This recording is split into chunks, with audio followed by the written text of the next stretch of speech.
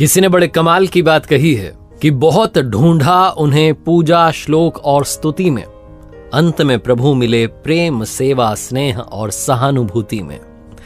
नमस्ते दोस्तों, मैं हूं आरजे कार्तिक। एक ऐसे राजा की कहानी जिसका कोई बेटा नहीं था, कोई पुत्र नहीं था।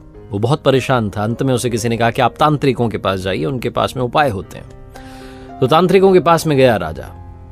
उन्होंने कहा कि आपको एक छोटे बच्चे की बलि देनी होगी, उसके बाद आपको पुत्र प्राप्ति हो जाएगी। राजा को उपाय समझ में आ गया। पुराने जमाने की कहानी, उस जमाने में ये सब प्रथाएं चला करती थी। राजा ने पूरे राज्य में ढिंडोरा पिटवा दिया कि कोई भी एक छोटा बच्चा राजा को ला करके दे सकता है। जो भी ला करके देगा उसके परिवार को बदले में मनचाहा धन मिलेगा, बहुत सारा पैसा दिया जाएगा।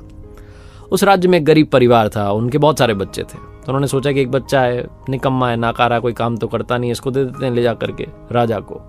हमारे किसी काम का नहीं है, बलि अगर इसकी चढ़ भी जाएगी, अगर ये मर भी गया तो हमें कोई फर्क नहीं पड़ेगा, बदले में बहुत सारा पैसा मिलेगा।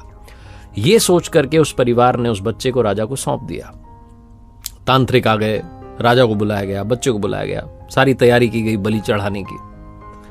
राजा ने उस बच्चे से पूछा कि बेटा आपकी कोई आखिरी इच्छा है? तो उस बच्चे ने कहा हाँ, मुझे थोड़ी रेत ला करके दे दीजिए, मिट्टी ला करके दे दीजिए। राजा को समझ में नहीं आया, पता नहीं क्या करेगा। इच्छा पूरी की गई, रेत लाई गई, मिट्टी लाई गई। उस बच्चे ने उस रेत मिट्टी को मिला करके 4 छोटे छोटे महल बना दिए, और महल बनाने के बाद एक के बाद एक उसने 3 महल तोड़ दिए।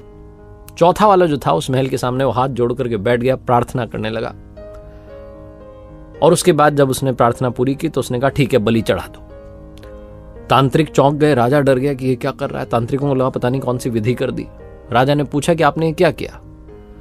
उस बच्चे ने कहा कि कुछ भी नहीं, बस 3 महल थे वो तोड़ दिए, चौथे वाले में प्रार्थना की।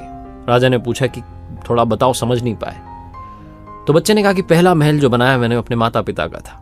मेरे माता पिता की, मेरे मम्मी पापा की जिम्मेदारी थी कि वो मेरी रक्षा करते, लेकिन उन्होंने पैसे के लिए मुझे बेच दिया। दूसरा महल रिश्तेदारों का था, सगे संबंधियों का था। उनकी जिम्मेदारी थी, कर्तव्य था कि मेरे माँ बाप को सिखाते समझाते कि ऐसा ना करें। उन्होंने भी नहीं समझाया, तो उस महल को भी मैंने तोड़ दिया। तीसरा महल जो था वो राजा का था, आपका था। राजा का तो कर्तव्य होता है कि प्रजा की रक्षा करे। आपने तो मेरी बलि चढ़ाने की तैयारी कर ली है, आपका महल भी मैंने तोड़ दिया।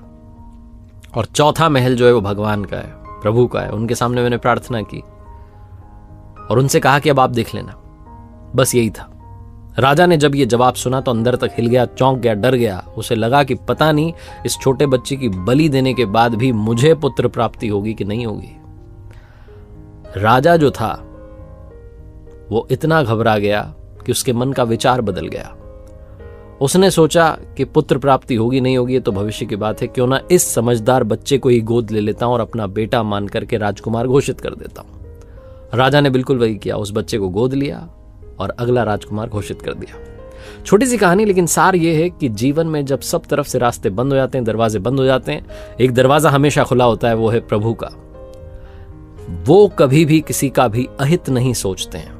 बस उन पर विश्वास रखना शुरू कीजिए, स्नेह के साथ, उनकी श्रद्धा के साथ आराधना करना शुरू कीजिए और आपस में प्यार बांटते चलिए, सहानुभूति बनाए रखिए।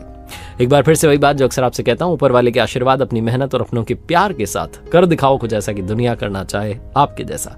याद रखिए, हर सोमवार सुबह 9:30 बजे मेरे साथ देखिए एक नई कहानी, और हर शुक्रवार सुबह 9:30 बजे मेरे साथ देखिए लर्निंग सीरीज का एक नया वीडियो।